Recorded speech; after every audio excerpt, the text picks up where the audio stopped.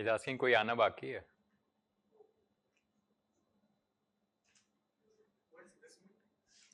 Hearing persons. Hearing persons.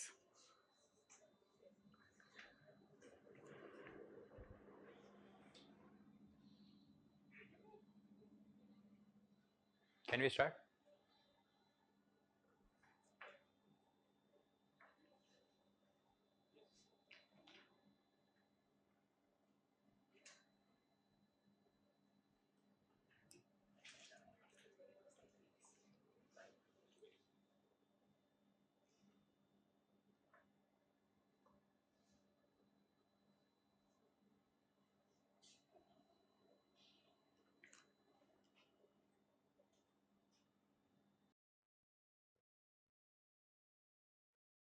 अंतर्राष्ट्रीय सांकेतिक भाषा दिवस 2024। आज का विषय है सांकेतिक भाषा। सांकेतिक भाषा को सम्मिलित करना, जिसके अंदर शिक्षा है, एक्सेसिबिलिटी है, इस तरह के अलग अलग कार्यों में सांकेतिक भाषा को सम्मिलित किया गया है और उसकी उपलब्धियां आपके सामने हैं। RPWD एक्ट 2016 में जो आई थी, उसके अंदर सांकेतिक भाषा को सम्मिलित किया गया है और सरकारी विभागों द्वारा सांकेतिक भाषा को महत्व दिया गया है, उसकी जानकारी दी गई है और उसको प्रोत्साहित किया गया है एक्सेसिबिलिटी के लिए, कम्युनिकेशन के लिए। भारत के जो प्रेसिडेंट हैं द्रौपदी मुर्मू जी, उनका यूट्यूब में मैसेज था जो कि लिंक आप नीचे देख सकते हैं। उन्होंने इस संदेश में कहा है कि उन्हें पता है कि सांकेतिक भाषा कितनी महत्वपूर्ण है। बहुत बहुत धन्यवाद आदरणीय प्रधानमंत्री मोदी जी का, जिन्होंने कैबिनेट में सांकेतिक भाषा को मान्यता दिलाई और एनईपी के इतिहास में पहली बार है कि सांकेतिक भाषा को सम्मिलित किया गया है।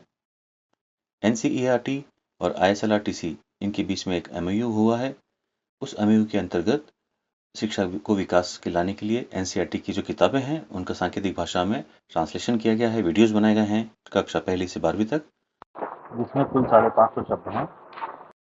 सरकार के द्वारा मान्यता दी गई है और ये चिन्हित भी किया गया है कि जो भी कार्य हैं, उदाहरण के लिए सरकारी विभाग के द्वारा जो मान्यता दी गई है, सांकेतिक भाषा प्रशिक्षक तथा सांकेतिक भाषा अनुवादक, ये जो कार्य हैं उसको बहुत ज़्यादा सहयोग दिया गया है शैक्षणिक रूप में बधिर समुदाय के विकास के लिए।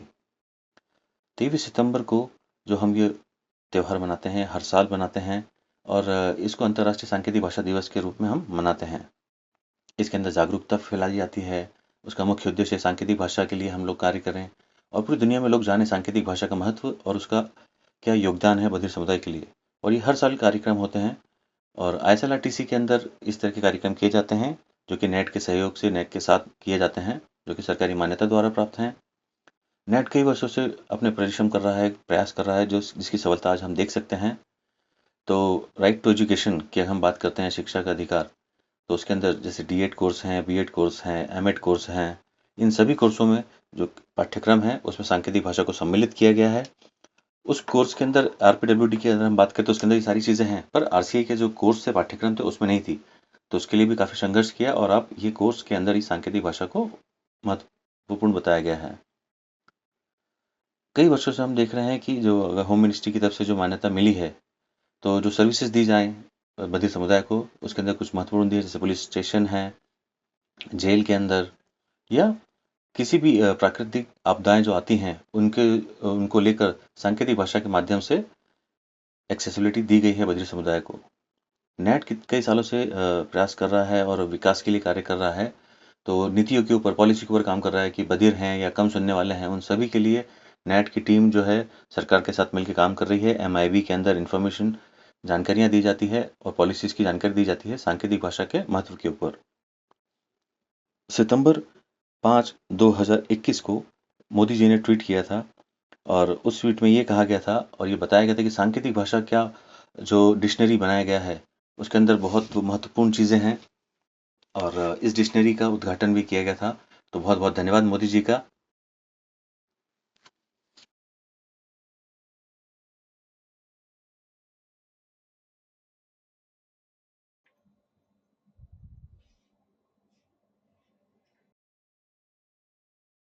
Hello.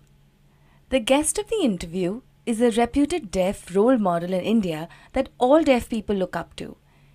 He has a list of inspiring success stories. He was born in Odisha, but not in a city, but in a very remote village. It would be difficult for us of today's times to live there. From this remote village, he has prospered, moved to Delhi, Mumbai, and traveled all over the world. He has gained several different experiences throughout his life. He had developed training curriculum for ISL interpreter, developed ISL science, worked on establishing college at IGNOU, established Ishara, English curriculum, and many more. Additionally, he has achieved PhD degree recently.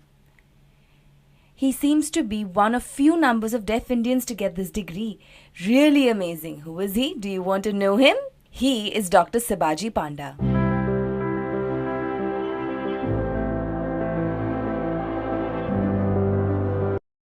Yes, Dr. Sibaji Panda from Odisha. I need to ask him questions for which we don't yet have the answers. Are you ready? Let's introduce him. Thank you for inviting me here. Welcome. I'm glad for ISH News to have this opportunity of interviewing you, one of deaf role models. I've been waiting for this opportunity and finally we're here. We, the deaf community, wanted to know more about your background. You are from the remote village of Odisha, which I cannot imagine myself living there since I'm born in a city. From the day you were born in that village to now, you have achieved remarkable heights, earning a PhD, launching various initiatives, and traveling the world. It's impossible for me to fully explain how you've changed. It would be better if you could share it with us yourself. Well, thank you for inviting me to ISH News here. I'm happy to be here.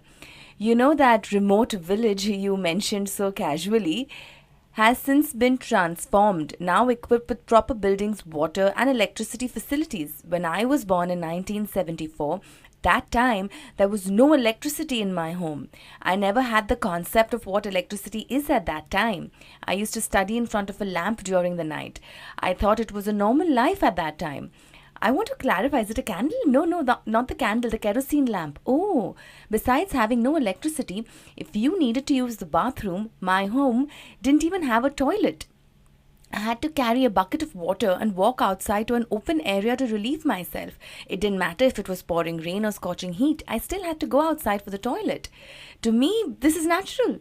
Yes, it is safe. Safe? What about snakes? No, there's no such snakes there. So these experiences in such extreme environments strengthened me and made me more resilient. I attended a mainstream hearing school even though there were very few deaf schools available at that time. I did visit a deaf school but found the teaching quality lacking, so I chose to attend a hearing school and worked hard all the way through. I earned my BA degree in Odisha. Throughout my overall learning experience in school, I studied 99% of the material on my own. I wonder how you understood the teacher. I bunked classes most of the time. I arranged one-on-one sessions with friends, peers and teachers who explained everything I needed to know. At the time, I considered the situation to be normal. Today, people often complain about the lack of ISL interpreters and accessibility, but these issues didn't concern me. I didn't know anything about interpreters and I didn't raise any complaints. Communication via writing seemed normal to me at that time. Visiting and asking friends to explain was okay. Some did make fun of me. There were barriers. What kind of provocation did you experience? Such examples are some made teasing or insulting remarks, but since I couldn't hear them, I was unaware. Other friends laughed at the situation when they saw I was confused. Today, the situation in schools is better, but it's still not like it was back when I had to endure those provocations. I could only rely on very close friends for help and to share lessons with me. There was no accessibility at that time. I did not demand for interpreters. I did not complain to teachers in schools or in universities or in the government. I believed that enduring hardships was just a normal part of being deaf, and I accepted it. It was such a different time back then. I endured in this manner all the way to learning my BA degree. Then I studied and achieved MA degree in Australia. At the same time, AYJNIHH was launched in Mumbai and I was working while pursuing my studies. After some time, I earned my MA degree. And just recently, in 2024, I achieved my PhD, proudly acquiring the title Doctor.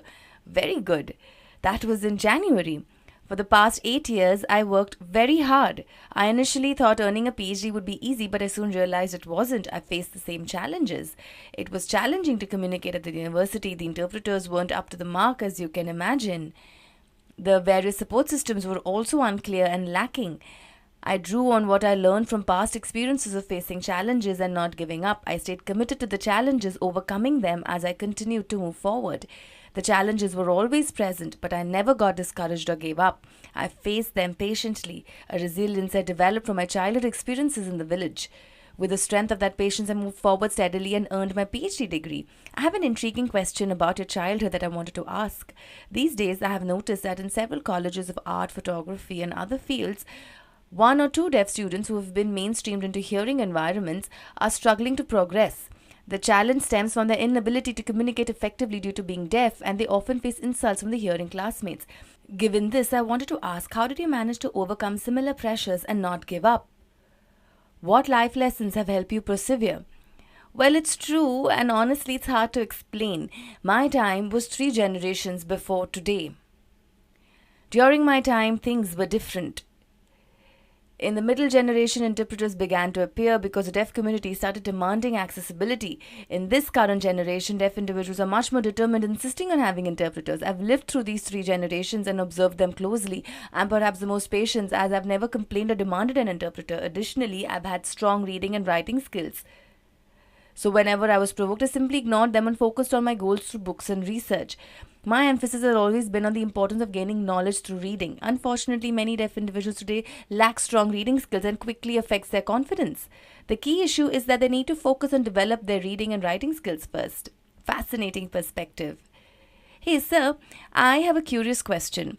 After completing your BA degree in Odisha, you could have secured a stable government job with great opportunities like in the railways or RBI, etc.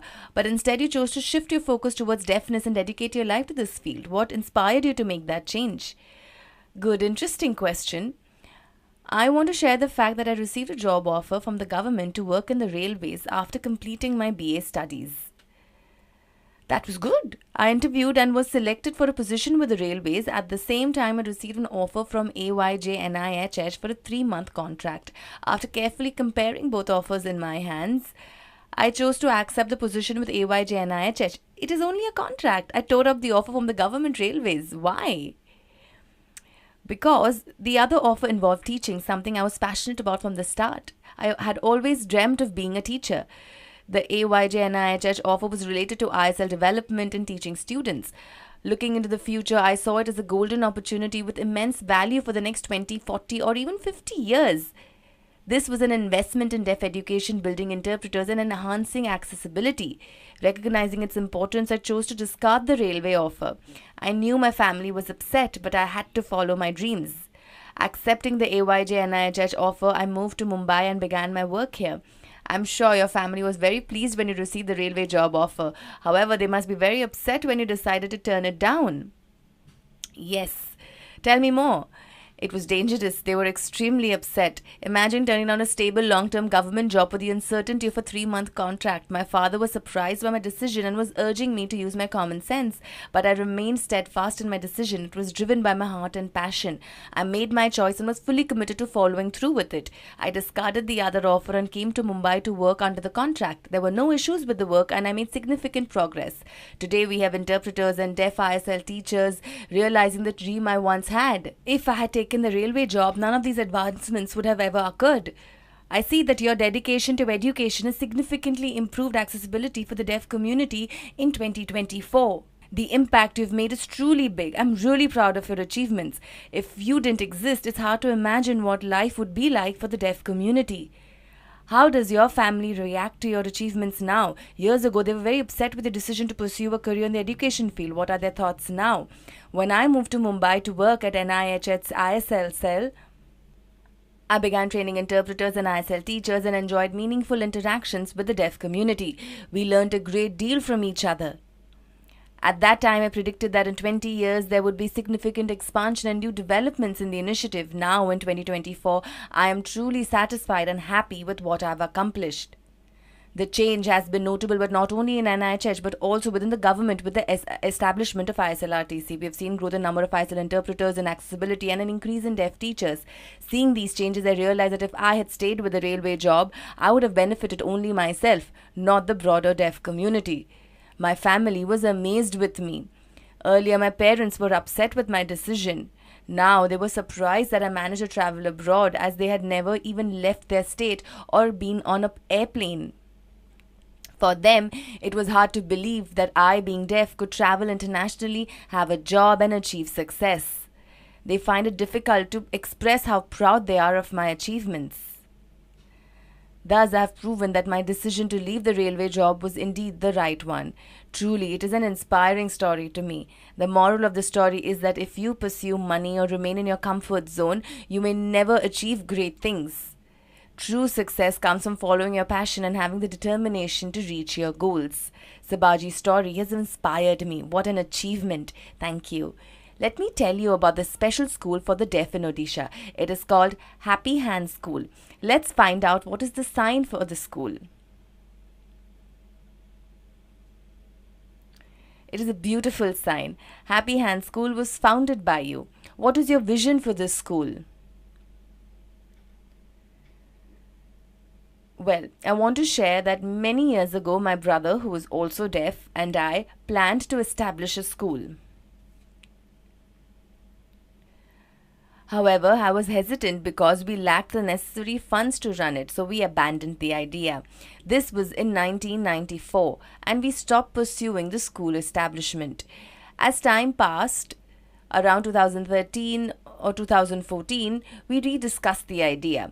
During my visit to the New Mexico School for the Deaf, NMSD in America, where I stayed for 15 days, I observed the students.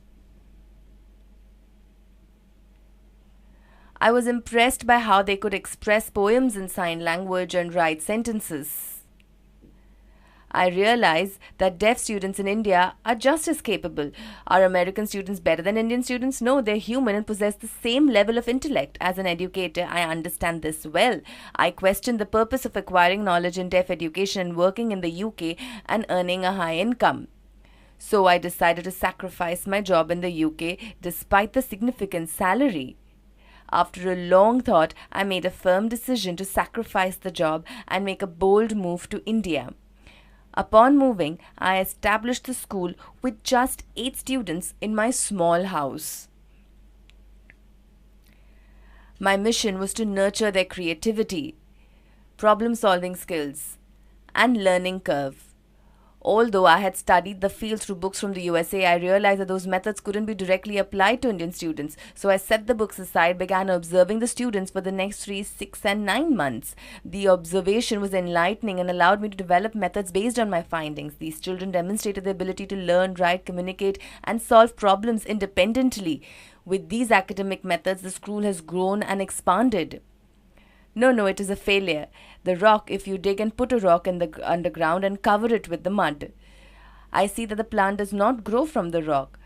Then how can you eat? There would be no food, no fruits, no vegetables. If there's no plant, can you eat the rock? No. I owe a lot of thanks to my deaf brother. Why? Because when we were children, I attended a hearing school where I was able to read and write, while he was at a deaf school and couldn't even spell simple words like water. I was shocked to see how illiterate my brother was. Although I tried to teach him at home, it became clear that his deaf school was not providing adequate instruction. He also mentioned that the teachers were ineffective, but I struggled to understand the issue fully at the time. As I grew older, I realized that the problem lay in the flawed education methods used by those deaf schools. This understanding drove my determination to revolutionize the system. That was my goal. While Happy Hand School may be small, its concept is powerful. I aim to apply this idea across all deaf schools and solve the issues. What is your long-term vision? My vision is that deaf must acquire the right method of education, not the incorrect, low quality or inaccessible system.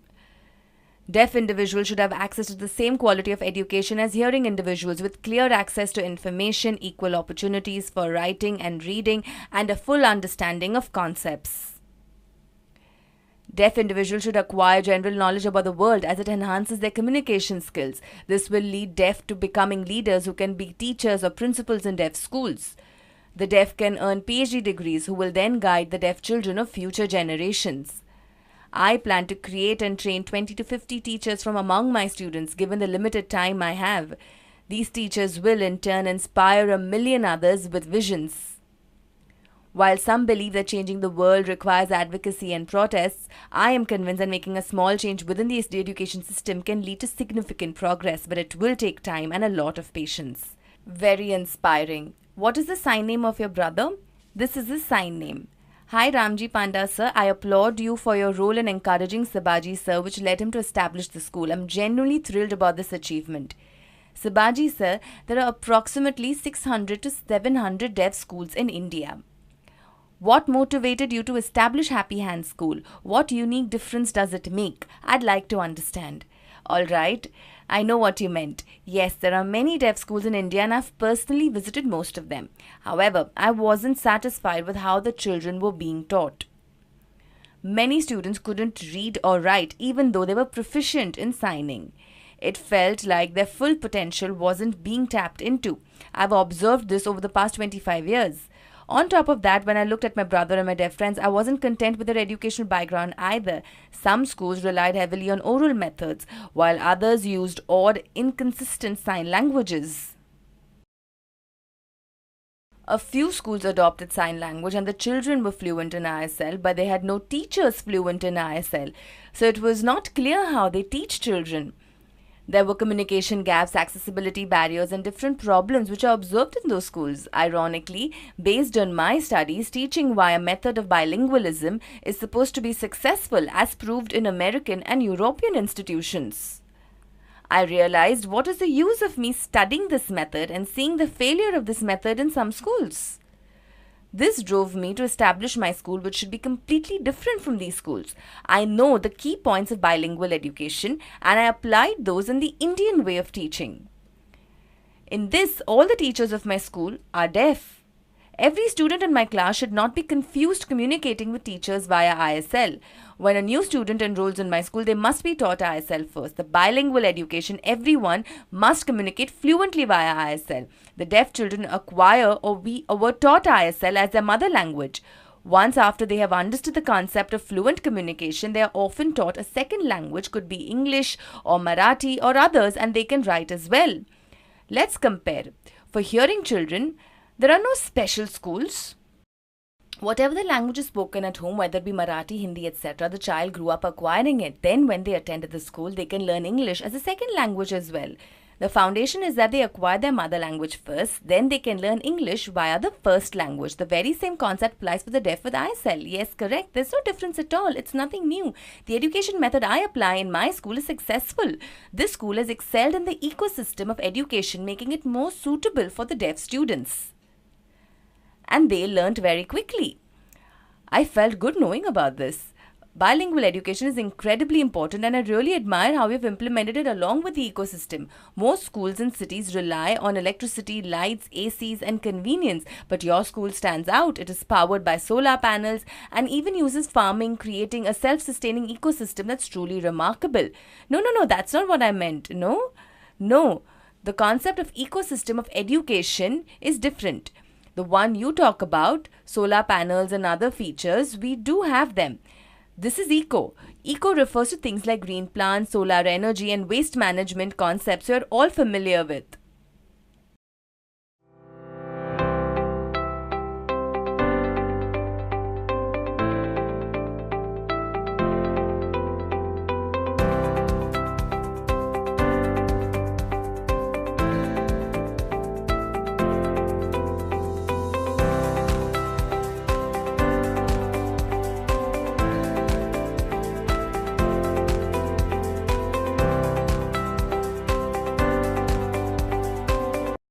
Apart from eco, we also have the concept of an ecosystem. Let me give you an example. Where does rainwater come from? First, sunlight causes water to evaporate and forms clouds which are carried by the wind and eventually falls as rains. It is a continuous cycle with each step depending on the other. Can we control this? We cannot. It runs on its own. It's a series of interconnected events that sustains one another. Now let's consider how deaf students succeed in education. A deaf student attends school but can't understand the teacher's spoken words. This breaks their ecosystem of education. At home, the deaf child sits silently while their parents have conversations they can't follow, missing out on learning opportunities. When communication flows without gaps, when language, knowledge, teachers, classes and books are all well connected and support each other, the deaf can receive a successful education much like the water cycle. That's what I mean by the ecosystem of deaf education. Oh, very interesting. I see that your ecosystem is truly unique, something we don't see in any other deaf schools across India. Once this approach becomes widely known, I believe all deaf schools in India should adopt this system. It's an innovative method for education. In India, there are many deaf schools already established, yet students continue to face several challenges in their learning journey. What changes do you suggest should be implemented in these schools to ensure deaf students can learn effectively and truly progress? That's a great question, but my response might not offer an easy fix to changing the entire system. At Happy Hands School, I focus on research and identifying key elements of an ecosystem for education, like having deaf teachers.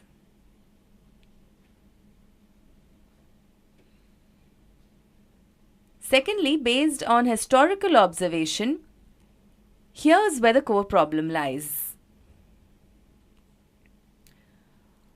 All the deaf schools follow a system, not an ecosystem, but a different, flawed system. The government, schools, and even parents have never asked deaf people directly, what kind of education system do you want?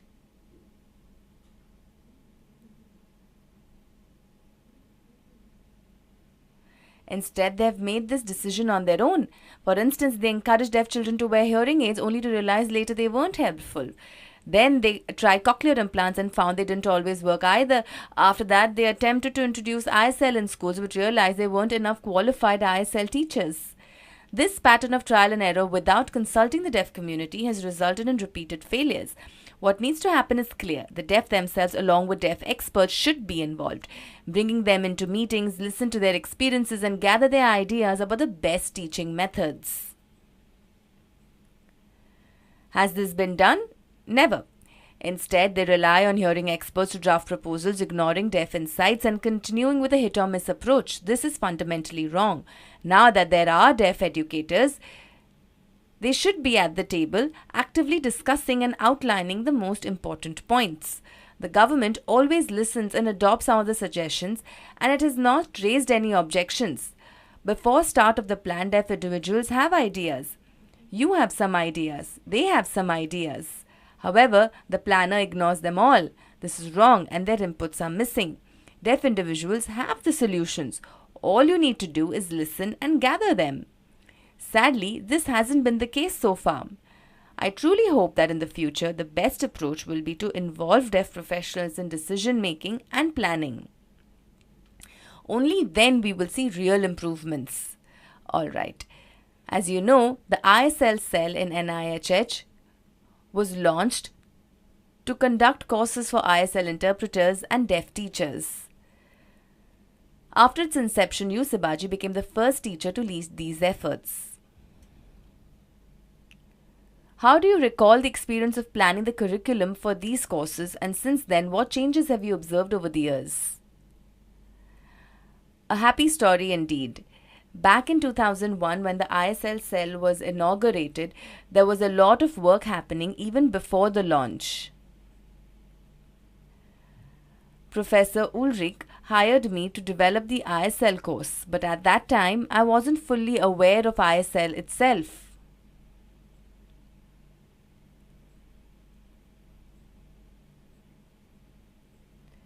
She encouraged me to observe and learn as we worked together. It was during that time I realized ISL has its own grammar and structure.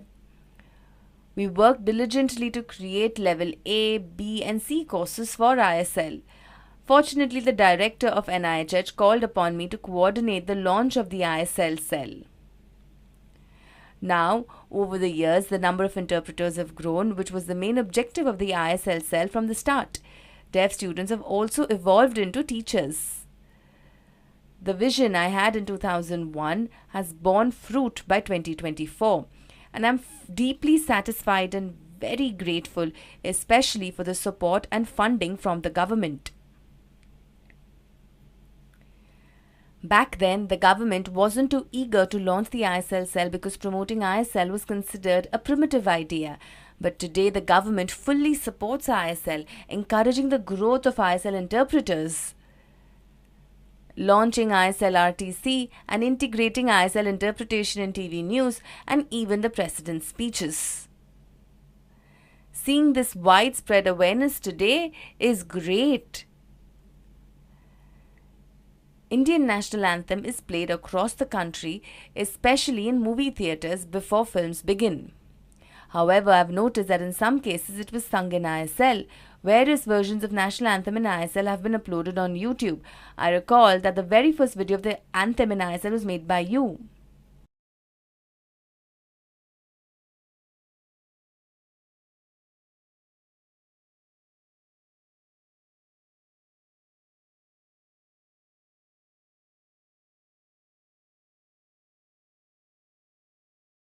What inspired you to create this video, the first of its kind in Indian history?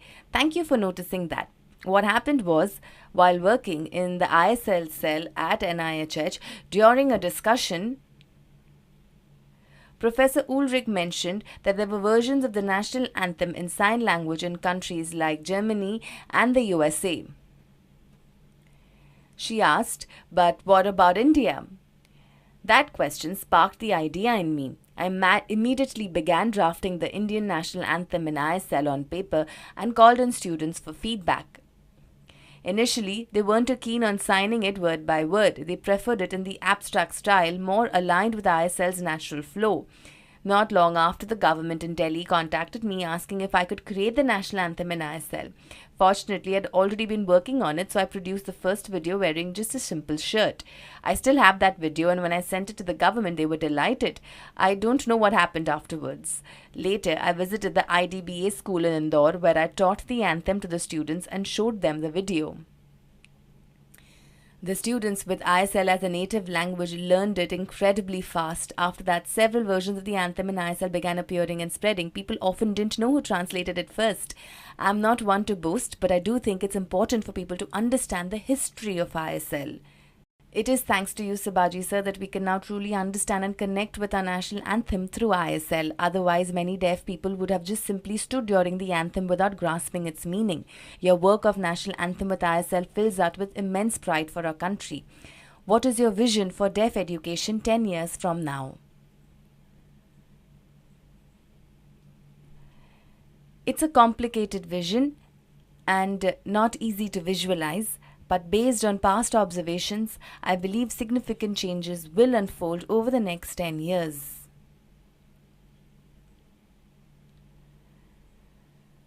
The number of deaf teachers has increased already, and many deaf individuals are showing a strong interest in pursuing higher studies. I hope universities will establish specialized programs for the deaf, including interpreting services.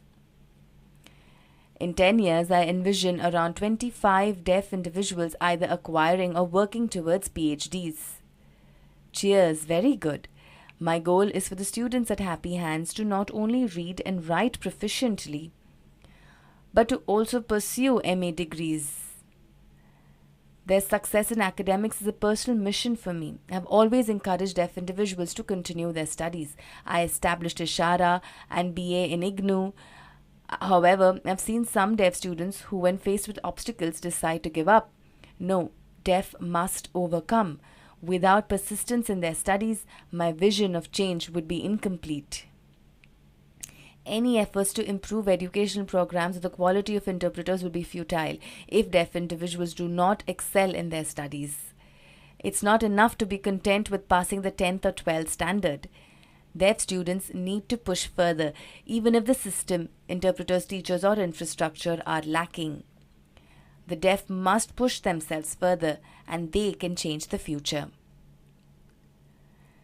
This future will be barrier-free because deaf educators like us are responsible for shaping it. Blaming others won't bring change. Good, cheers. Now, for the audience watching us, what message would you like to share with them? Well, thanks. My final message to everyone. As deaf individuals, we are just humans as our hearing counterparts. Historically, the lack of awareness among governments, families, and schools has led to inadequate accessibility for the deaf community. While this was a challenge in the past, it should not persist in the future. A crucial issue is the lack of language acquisition among many deaf children. Some only know a limited number of words, just 10 to 50, which is unacceptable. So far, I have seen government working positively towards the development. But I urge the government not to forget these children and address their language deprivation urgently. This issue is akin to death sentence for their future. If you engage teaching them incorrect methods and if the methods are proved to be a failure, who will take responsibility for the future of these children? No one. Language deprivation from children needs to be stopped. That is the one point. Secondly, for the deaf community, my message is I have observed a troubling trend where many do not put in honest efforts into their studies. Some resort to copying, bribery, and other dishonest methods to pass exams. It is essential to take your education seriously as it is key to solving current and future challenges. You deaf individuals have often focused on your own needs and jobs rather than the broader needs of the community. We must unite and demand our rights from the government. If you feel inadequately prepared in Standard 12, BA, or MA, then resorting to other shortcuts is not the solution. With lack of colleges for the deaf, a shortage of deaf teachers, and rising illiteracy rates, blaming the government alone is not productive. There are many other ways. Instead, analyze the ecosystem I mentioned earlier, identify the gaps in your own life, and address them. Without these efforts, the deaf community will remain marginalized for generations and be labeled as disabled with their potential unrealized. They will be quiet and earn monthly pension for life. If you truly want change, you must put tremendous efforts into your studies. Stop wasting time on distractions like pulling others down or getting caught up in petty politics. Blaming the government or teachers won't bring any real purpose. Make the best use of the resources available to you today and push yourself to excel in your education. I never complained about the lack of interpreters, and yet I studied diligently to earn my PhD. Now, while some colleges provide interpreters, deaf still complain about transportation or other inconveniences. Deaf individuals need to reflect. If you want to reach success, you must work hard, face challenges, and push yourself forward. I hope you don't see this as negativity. I just want you to think about the future where you will stand, not just as individuals, but as a community. Thank you.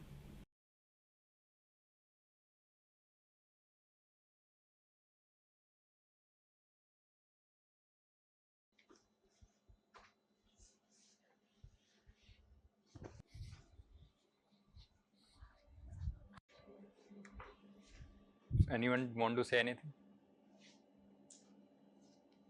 Please.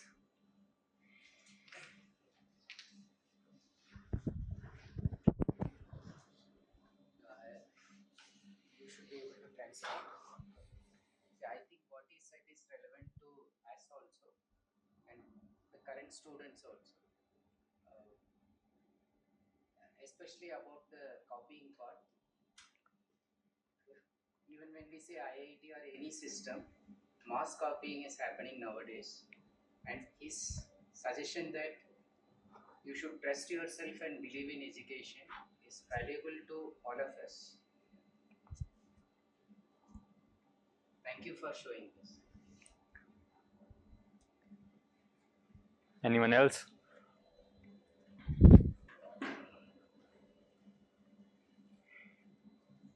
इस video को देखते हुए मेरे मन में कुछ विचार आए। पहला तो ये कि हमें इन लोगों की मदद करनी चाहिए। कैसे मदद कर सकते हैं?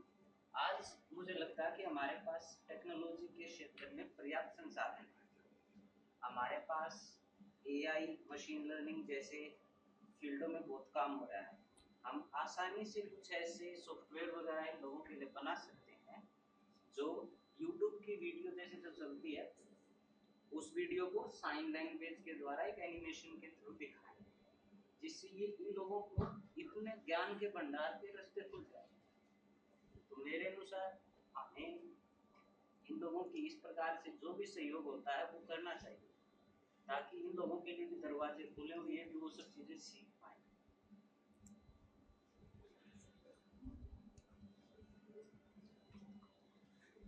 Anyone else? आप कुछ बोलना चाहें?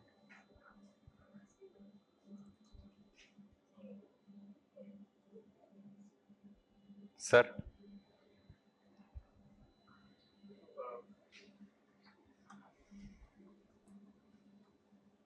तो पहले तो इनका क्वेश्चन था कि ये जो आप वर्कशॉप कर रहे हैं इसका विचार कहाँ से आया?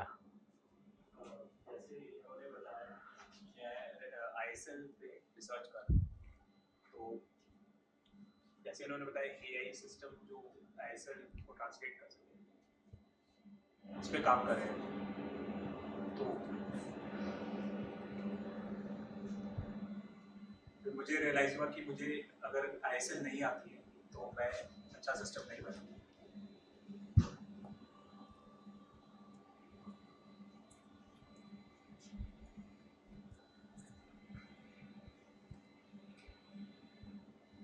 इसलिए मैं आईएसएल सीखना चाहता हूँ।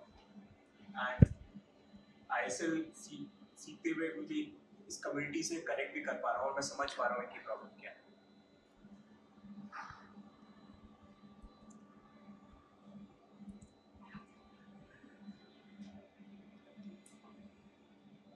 तो इनसे मैं आईएसएल सीख रहा हूँ, but I will want to give back by trying to develop system which can help.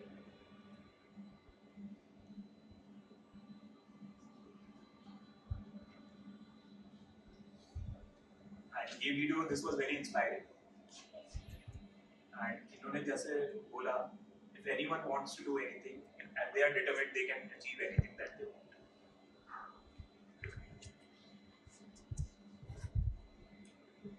कोई भी ऑब्स्टिकल आपको रोक नहीं सकता है। अगर आप एक बार डिसाइड कर लें कि मुझे करना है तो यू विल अचीव। इन दोनों को भी आई थिंक ये काफी यंग है, तो इनको भी मैं बोलूँगा आप अपना एजुकेशन और आगे शुड कंटिन्यू। जैसे शिवाजी सर ने बोला, आपको भी और आगे बढ़ना चाहिए।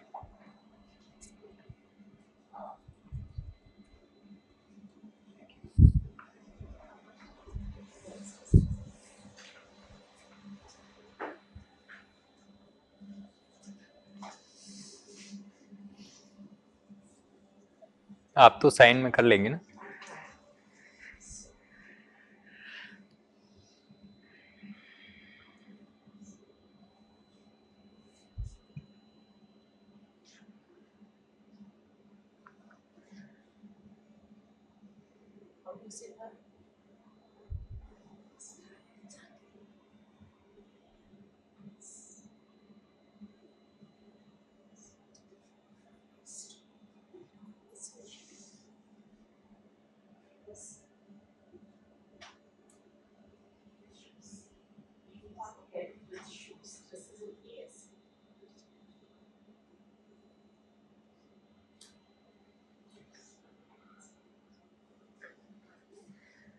Before I went to US, I was very nervous that how will I talk to him. So I started learning medicine, and when I went him, I was able to talk to him, and I was very happy. So I was very nervous to even start learning American Sign Language. I thought, how can I learn a new language at this age? But he learned it, and I was able to communicate with him.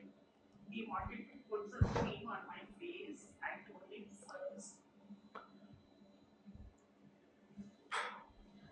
And he said, so that's where the journey started.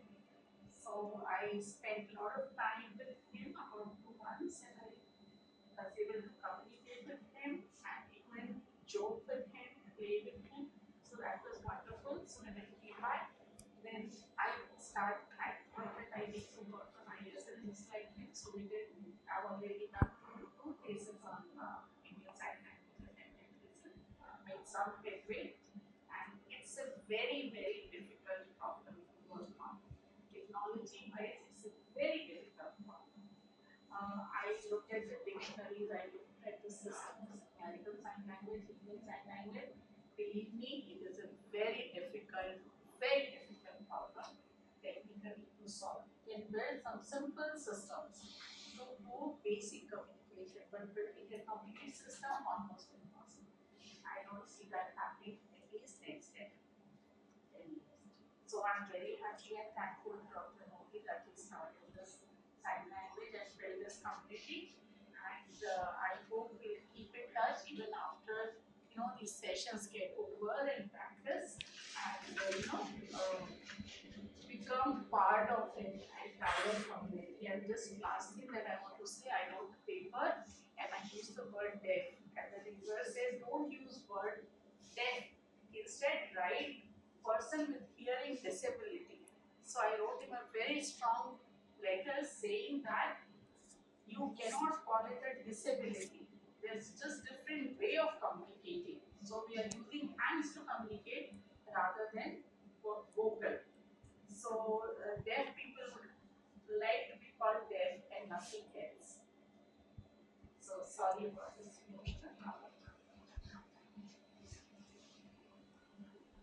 One question. So, how should, I mean, are they fine if we call them deaf, or should we call them hard of hearing? Deaf. So one observation and a question. Yes. Please. Actually, when we watch the sign language, at our level, it's very difficult to watch True. and follow it. And I think even the way we speak using words, they are using faster ways of communicating than the normal human beings. Yes.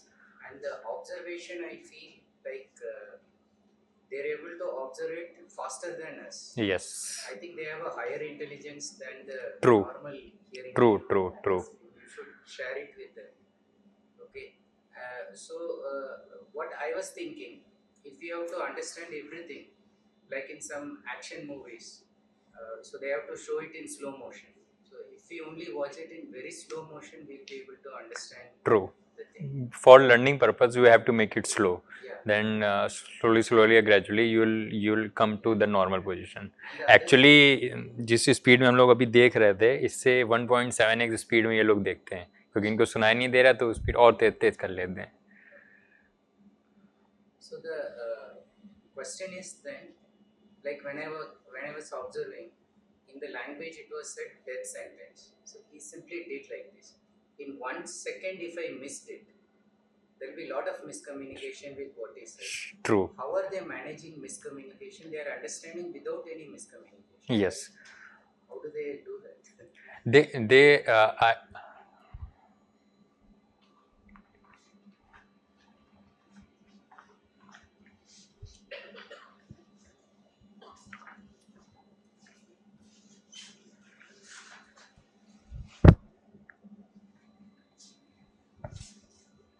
So see, they are discussing and I asked him to discuss about this topic. Okay, so their eyes on totally their signs.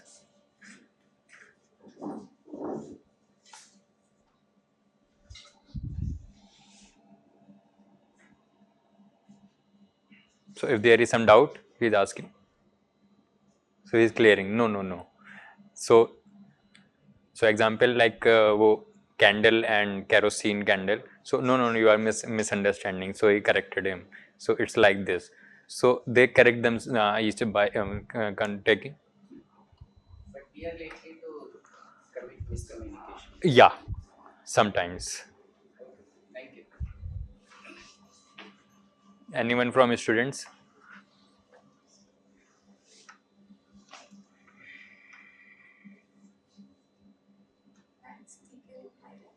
Sure. First of all, I want to thank the department as well as the host department and instructors. Thank you very much for conducting such sessions.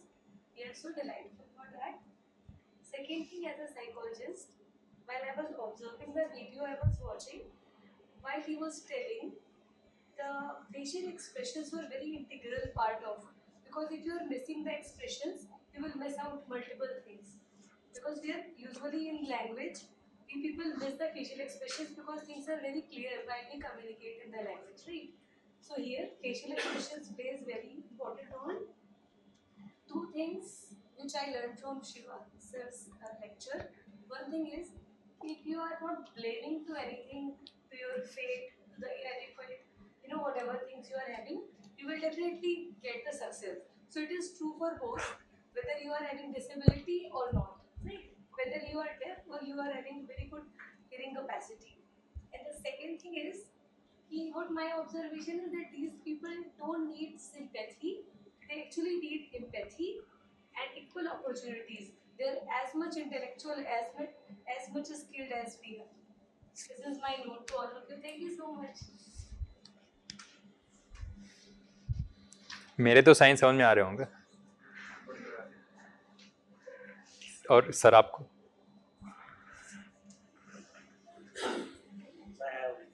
I need to write it down. आज के लिए एक sign मैं बता देता हूँ.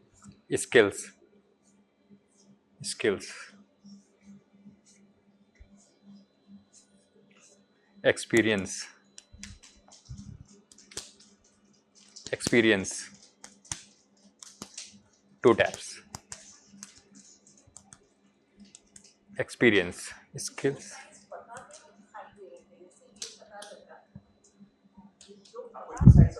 हाँ,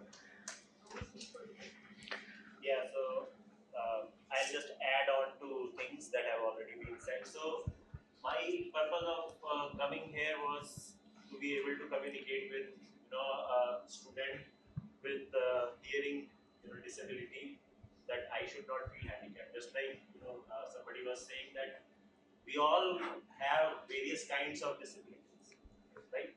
So I did not want to end up in such a situation. So before that situation comes, that was my purpose. But coming here and especially with this video, there are a lot of things that I notice. One is, the thing is that I can speak, I can listen, but maybe my reflexes are not as strong as theirs. So my interest will be that if they can be so good at their reflexes, so can I. So I am having that kind of disability that I did not practice that enough. So with the skills that they have, if I acquire, I will probably grow.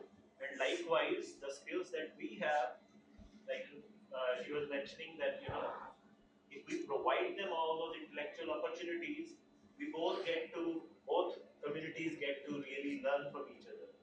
And just like I think one of you mentioned that with all the advancements that are happening, each one of us can contribute in that. So when I just came in, I was telling him that I work on moon rocks and I don't know the word for both the words. So if I have to tell them about what research I am going to do, right?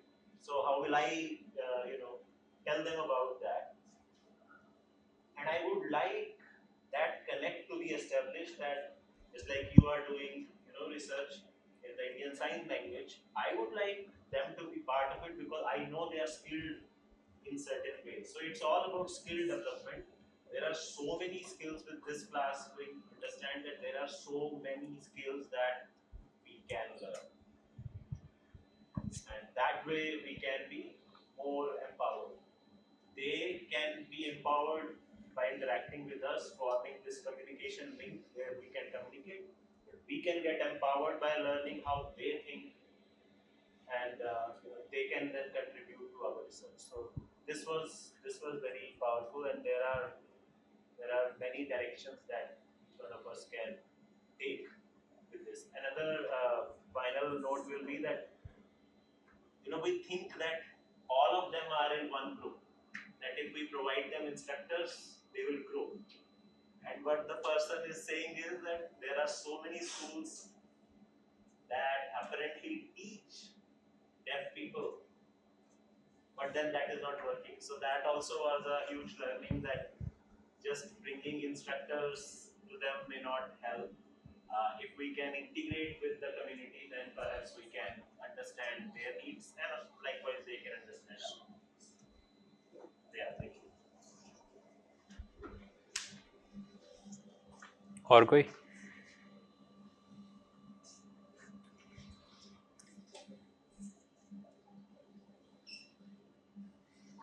So I'm doing my master's here. So I previously did my UG in Tamil Nadu, Chennai. So I'm not from around here. I don't understand Hindi also. But this has been a very beautiful experience learning a new language as well. So I actually had tried learning ISL even before this. So I got that motivation because when my grandma got stroke and fell ill, and her speech was completely gone, so we couldn't communicate with her, and only one of her hand was working. So she doesn't know sign language either, but she just tries to communicate with us through like moving her hands and all. And at that moment, I realized if I had known sign language and if she had known sign language, we would have been able to communicate much better. So at that moment, I realized that maybe this language is not just catered to one particular community. Maybe this is something that we have to spread all around. So with that motto, I took the initiative. I was part of a club called Rotaract Club, and we did a lot of social service initiatives. So I think most of you would have heard about Rotary Club. So we were part of that. We were the youth community of that. So I took many initiatives in my college, and I searched for someone who would teach sign language. I mean, first we were thinking someone might be willing to do it for free because we were not at the position of affording it. So we searched far and wide for someone who would do it for free for 3 months. Then we couldn't find anyone. So then we were like, we started putting our own money in, and we were like, we'll pay the interpreters, but we'll not charge the students, so that at least the students will get it for free. So we tried that, and again another 3 months went, but we couldn't find anyone in our budget. So finally we were about to give up on it when we got one instructor who we were able to afford for just one day. So we thought something is better than nothing, and we conducted a very small workshop with very 10 people, and we conducted that workshop, and with our own money we brought that person, we taught, and he explained to us how much there is a gap between the community, especially in South India, where he he has been working on that, trying to fill this gap for so long, that when students like us got this interest, he was so happy to collaborate with us. So we have been still that the club, though I have now come here, my juniors are still in contact with him, and we're still trying to develop that collaboration. But the South Indian community has really lacked this exposure to this kind of sign language and everyone. I really hope that changes, and the gap closes up, and we also see a lot more sign language teachers and interpreters come up and everything. So I really hope that happens.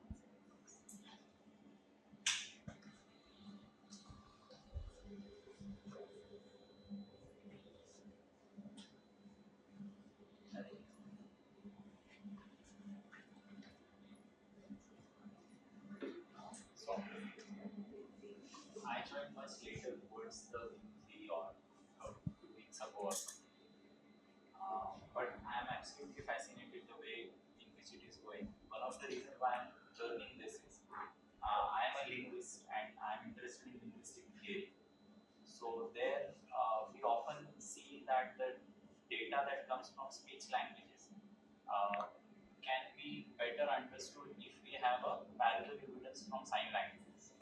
So for example, after I joined, the WH terms were being taught, and one of the hypotheses in typology is that most of the world languages WH questions what is the basic word, and other words may be derived from that. And somehow that got corroborated with the sign language, where you have this for what but this for how. So where somewhere the basicness of what we could tally that. And so was the case with Place. where you do the location sign and then what. And it's absolutely fascinating the way in which linguistic theory has got so much to learn from sign language, because the data that comes from speech languages is often influenced by the changes by language contact, and I'm sure similar things do happen here. But somewhere we, as linguists, feel that the moment some kind of a typological connection of the if-then sort, we call it implication, if it gets corroborated along with sign language, our theory gets fortified, it gets supported in a strong way. So it's absolutely amazing.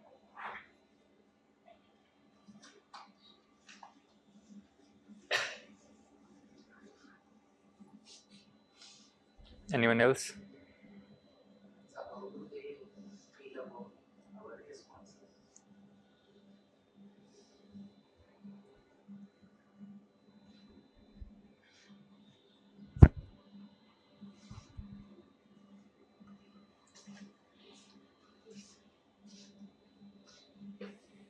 Try to understand, जहाँ पे doubt हो बताइएगा.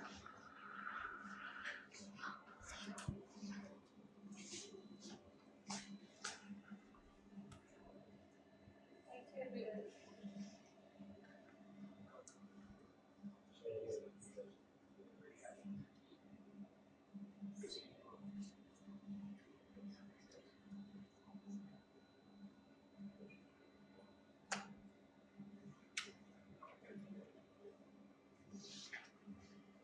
Understood.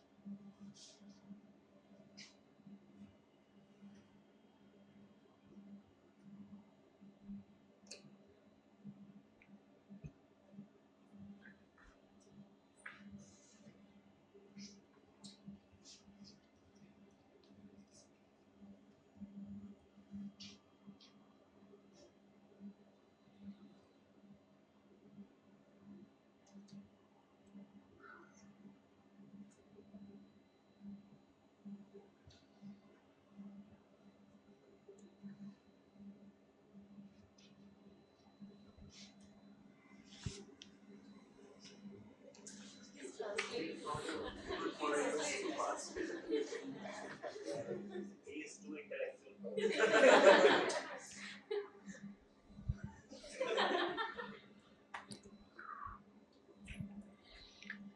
What is fast? He was too fast. How do I say that?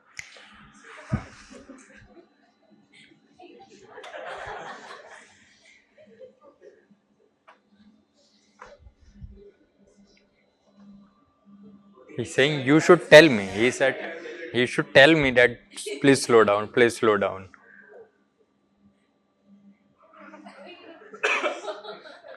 Saying आप लोग professor, आप लोगों से मुझे डर लगता है, तो आप लोग सामने से बोलो मुझे कि please slow down. So in short he said कि yeah please.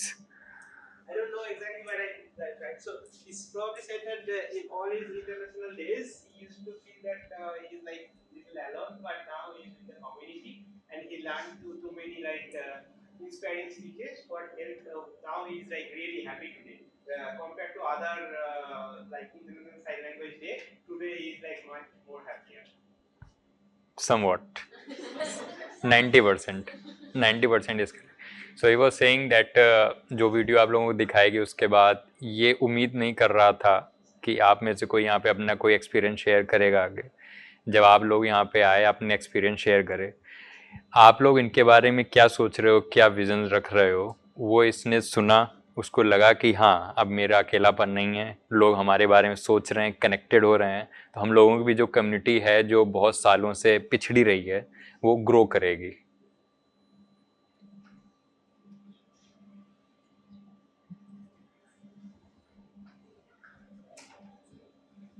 Anything else? Please ask them how difficult their journey was while they are learning the sign language and how difficult it was if they are comfortable there.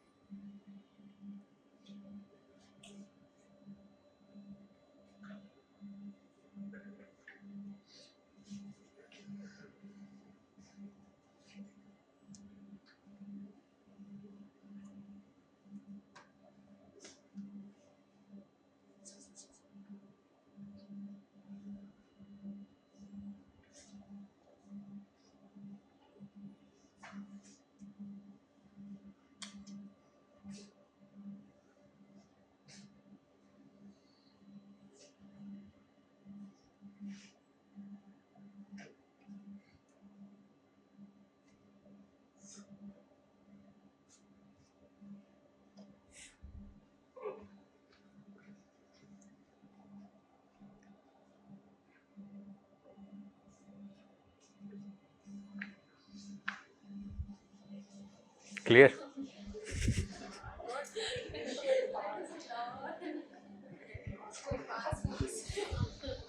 So he said,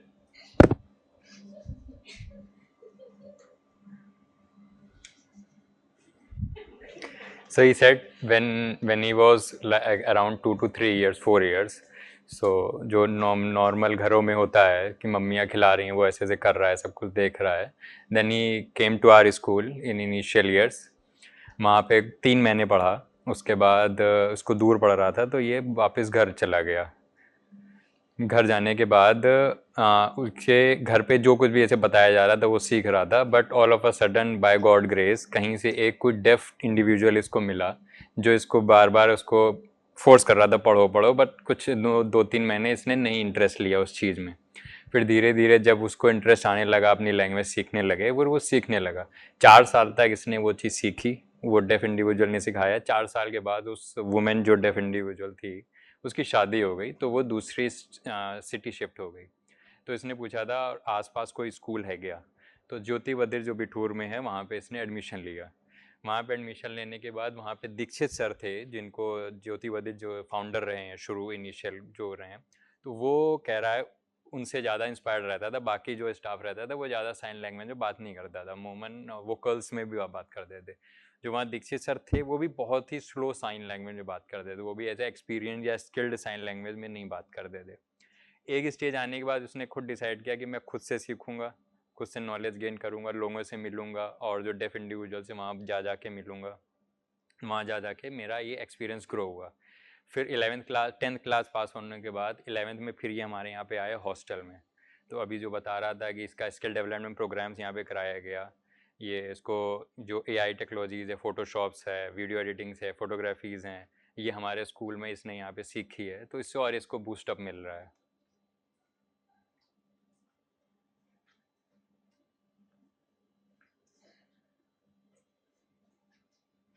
आप लोग students में कोई बोलना चाहेगा?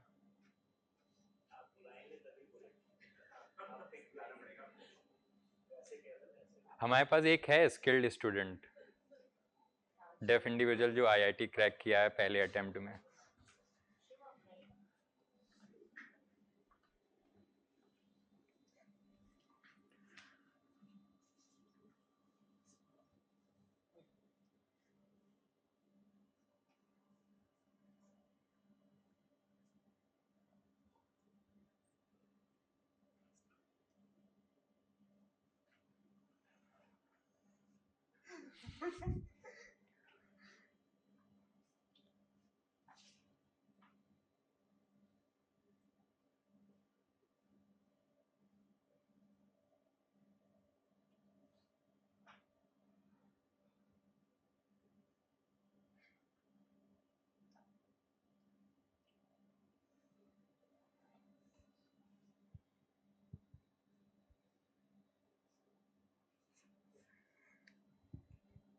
सो ही try to set कि first year में जब मैं यहाँ पे आया तो काफ़ी डर लग रहा था. प्रोफेसर मुझे पढ़ाने की कोशिश कर रहे थे, बट थोड़ा थोड़ा मुझे कहीं ना कहीं पे बाउंडेशंस आ रहे थे.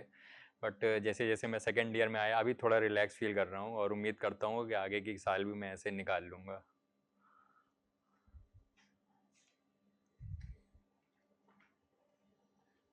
स्टूडेंट्स,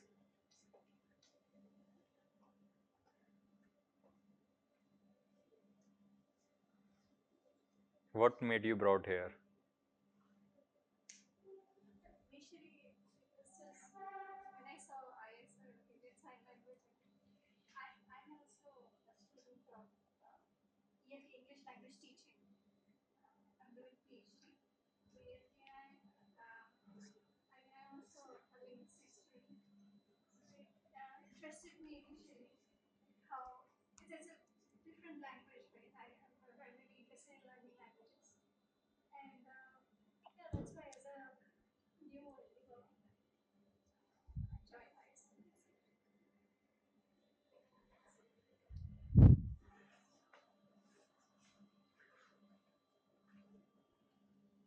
काफ़ी बोरिंग रही आज की क्लास. कोई स्टूडेंट आ ही नहीं रहा है.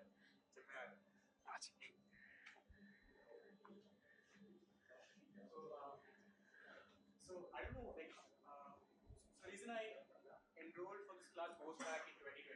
was lockdown, everyone was getting bored, and for some reason I just ran into a video on ASL, and I don't know what motivated me, but then I just started watching it, and then it felt cool that I could speak so much just using my hands, and I started learning.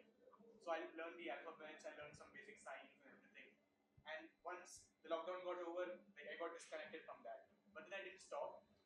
When I met like 2 years went like online, and when you meet new people, like you just hang out with them. And when I was hanging out with them, I told them that I knew a bit of ASL, and initially they were pretty excited about it. So I started teaching them little whatever I knew, like the alphabets, good morning, good evening, and everything. And but again they got bored, and I didn't really have anyone to like practice with, so I also quit. And then it just stayed over there. But I've always had this passion for teaching, and like large audiences, like I'm not really good at teaching, but one-on-one people have really appreciated whenever I teach them something.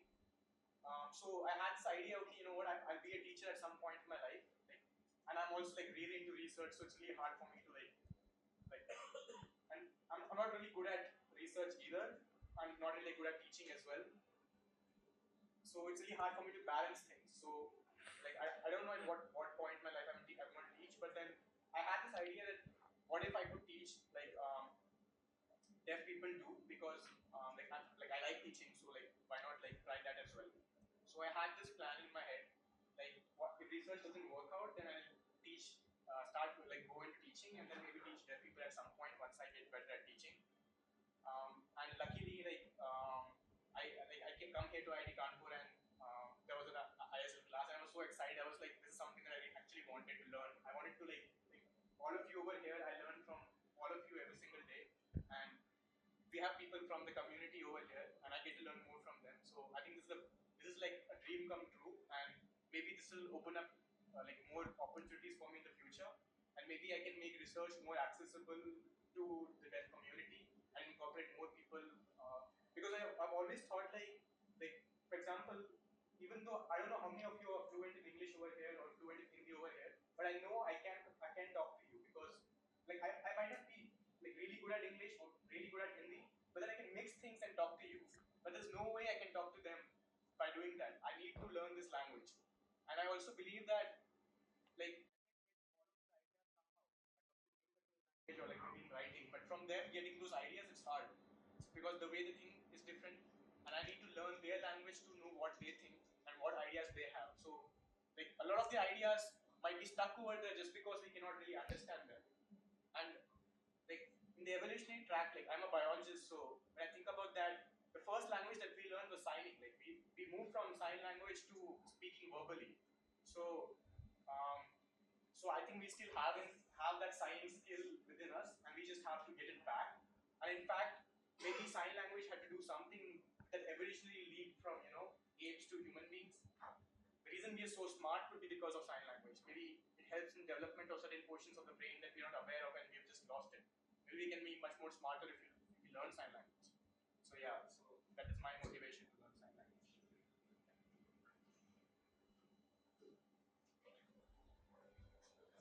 Just a doubt. Will they be able to do little bit of lip reading when we are speaking?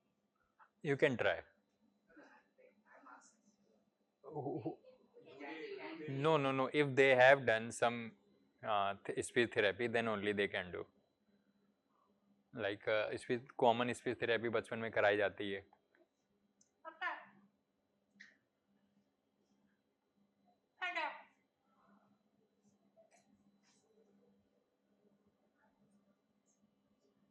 उसका तो कॉन्क्लेयर implant हो रखा है, उसका proper एक operation हो रखा है, जो 100 केसेस में सिर्फ 1 सक्सेसफुल रह पाता है.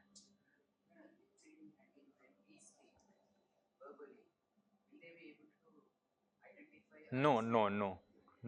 उसके लिए भी एक अलग से ट्रेनिंग होती है. Like we have some deaf individuals जो स्पीच पे ही डिपेंड हैं. वो सिर्फ आपका लिप्स नोट कर रहे हैं और लिप्स से ही वो आपको जवाब भी दे रहे हैं, वो बोल रहे हैं. आप अगर आपसे अगर मिलेगा तो आपको पहले बार में ये नहीं पता चलेगा वो बंदा डेफ है, वो आराम से बात करेगा. तो उसकी 5 साल मतलब बचपन से उसकी ट्रेनिंग चालू हो जानी चाहिए, और वो कंटिन्यूस वो ट्रेनिंग चलती रहनी चाहिए. जो गैप्स आ जाते हैं एजुकेशन सिस्टम में, उसकी वजह से बच्चे का वो लैक हो जाती चीज़ें. इंडिया में तो काफ़ी अभी कोई अवेयरनेस नहीं है. We have many small schools in Kanpur itself जो सिर्फ फंडिंग्स अंदर कर रहे हैं और सामने से बच्चों को कुछ प्रोवाइड नहीं कर रहे हैं. Actually, the sad part is parents want them to be in the regular school. True true. I just call a call from Pune Maharashtra कि आपका स्कूल कानपुर में है, पुणे में कोई सजेस्ट करिए. तो वो पेरेंट्स कह रहे थे, मैंने टीचर से मिला हूँ जाके, उनसे बोला नहीं आप बोल बोल के पढ़ाएंगे बच्चे को. मैंने कहा आप हियरिंग टेस्ट तो कराइए पहले कि 100% अगर डेफ है तो वो कैसे बोल के सीख पाएगा.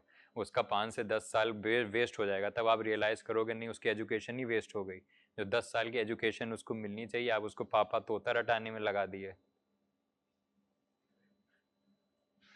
If they have their language, उस लैंग्वेज में आप उसको एजुकेशन कराइए. जिस एज से नॉर्मल बच्चा 18 साल में 20 साल में 10-12 कर रहा है उसमें उसी में ये इस बच्चे को भी करना चाहिए. बट कभी कभी 14 साल में बच्चा पीजी में इनरोल करने आ रहा है प्ले ग्रुप में, तो वो 14 साल उसके पूरे वेस्ट हो गए. पहले तो बाबाओं के पास जाते हैं, बभूती लगवा रहे हैं, कुछ कर रहे हैं, फिर डॉक्टर्स के पास आ रहे हैं, डॉक्टर्स अपना अंदर कर रहे हैं कि हाँ ये दवाई खिलाओ, ये मशीन ले लो, ये अच्छा ये बेटर मशीन काम करेगी. देन वो डायरेक्ट स्कूल्स के पास आते ही नहीं है. देन स्कूल की फीस कहते हैं फीस तो बहुत ज़्यादा है, उससे पीछे आप खर्चा कितना कर चुके हैं बाबा और डॉक्टर्स के पास.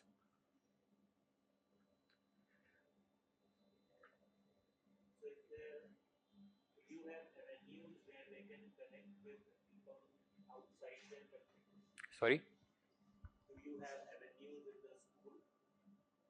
या यस.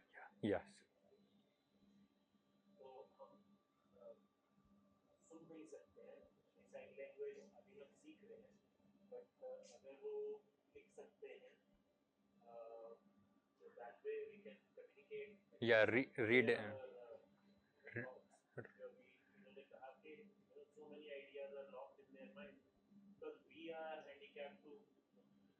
True true.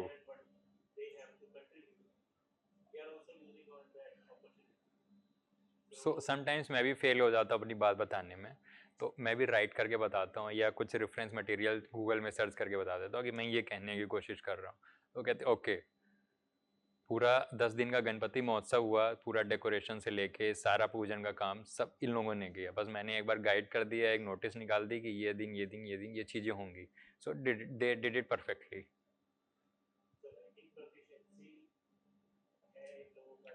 नहीं. इफ़ अगर उनको ग्रामर इंग्लिश ग्रामर बचपन से नहीं पढ़ाई गई है, देन वो जो साइन लैंग्वेज की ग्रामर है उसी वे में वो इंग्लिश भी लिख रहे हैं.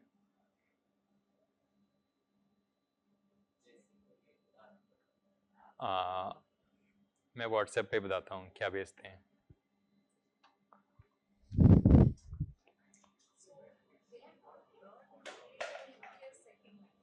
True. Sign language as second language because it speaks so late. My grandson, he signs like so fast because his condition was discovered very quickly, like he was about 9 months. So he signs so fast, like faster than them. And I tell him to slow down because I keep saying cat and cat. And that is how I'm able to talk to him. After time, I will not know what sign he has. Because he is picking it up very, very fast organically. It is going. सो यही awareness India में चाहिए कि अगर आपको पता चल रहा है इंस्टेंट तो आप लेके आइए बच्चे को, तुरंत उसको एजुकेशन प्रोवाइड कराइए. सो गणपति ख़त्म हुआ था तो Srijan hello, pic and video all send me, pic and video all send me. तो साइन लैंग्वेज की ग्रामर हो गई वो ना, वो हो गई. तो वो ग्रामेटिकल मिस्टेक्स हो गई. तो उसके लिए हम लोग अलग से स्किल डेवलपमेंट प्रोग्राम चलाते हैं जहाँ पे इंग्लिश ग्रामर हो गया, प्रेजेंटेशंस हो गए, माइक्रोसॉफ्ट वर्ड है, एक्सेल है, ये सारी चीज़ों की वो नॉलेज दे दें ताकि आगे जॉब्स में इनको दिक्कत ना आए. Actually, ये जो videos के साथ audio चलाते हैं ना, that is a big problem because audio is saying something else. वो सिर्फ आपके लिए इंटरप्रेट कर रहे हैं. नहीं नहीं नहीं नहीं, वो जैसे एक्शन पहले जा रहा है, ऑडियो एक्सप्लेन करने में टाइम लग रहा है, तो वो ट्रू।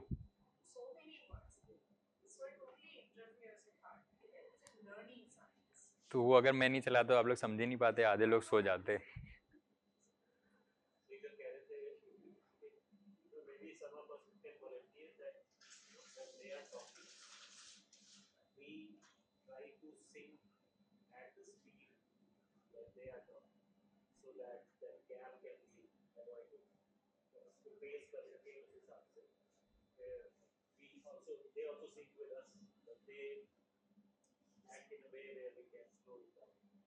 नेक्स्ट सेशन से ऐसे 10-5 मिनट का हम लोग इंटरप्रिटेशन राउंड रख लेंगे। ट्रू, क्योंकि हम आपको प्रैक्टिस सेशन मिल नहीं पा रहा होगा यहाँ पे। मैं तो लाइक हॉस्टल भी एक 10 बजे आगे खटखटा दिया, वो पानी नहीं आ रहा है टंकी में, देखो चल के, तो वो उतना भी सीख लिया, पानी नहीं आ रहा है टंकी में साइन क्या होता है। तो वो 24 घंटे कुछ ना कुछ सीखने को मिलता रहता है, तो वन वे कनेक्शन नहीं रहता। बट मैं नेक्स्ट कल से जो है वो सेशन रखता हूँ इंटरप्रिटेशन का। जितना भी हम लोगों ने पास्ट में सीखा है और उस दिन सीखा होगा, उससे हम लोग एक उनसे कहेंगे कि आप बात करो और आप उसका इंटरप्रिटेशन करो। मैं बताऊंगा कि आप लोग कितना करेक्ट कर रहे हैं या।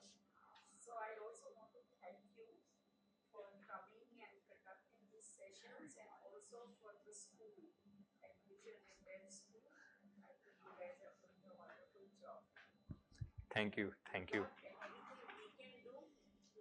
Sure sure. So before demanding कि हमारे स्कूल की क्या रिक्वायरमेंट्स है, हम आपसे रिक्वेस्ट करें आप स्कूल विजिट करिए पहले, क्योंकि किसी को इतना कॉन्फिडेंस नहीं है कि स्कूल विजिट करवा ले। कोई भी ऑर्गेनाइजेशन है वो पहले फंडिंग उठा लेगी। आप स्कूल विजिट करिए, वहाँ का काम देखिए, हम लोग अच्छा काम कर रहे हैं तो आप करिए, नहीं कर रहे हैं तो no problem. Sure. Children's day, children's day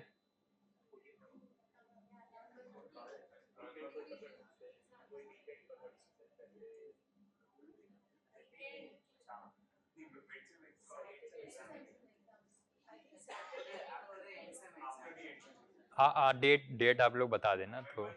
हाँ, ओके ओके ओके।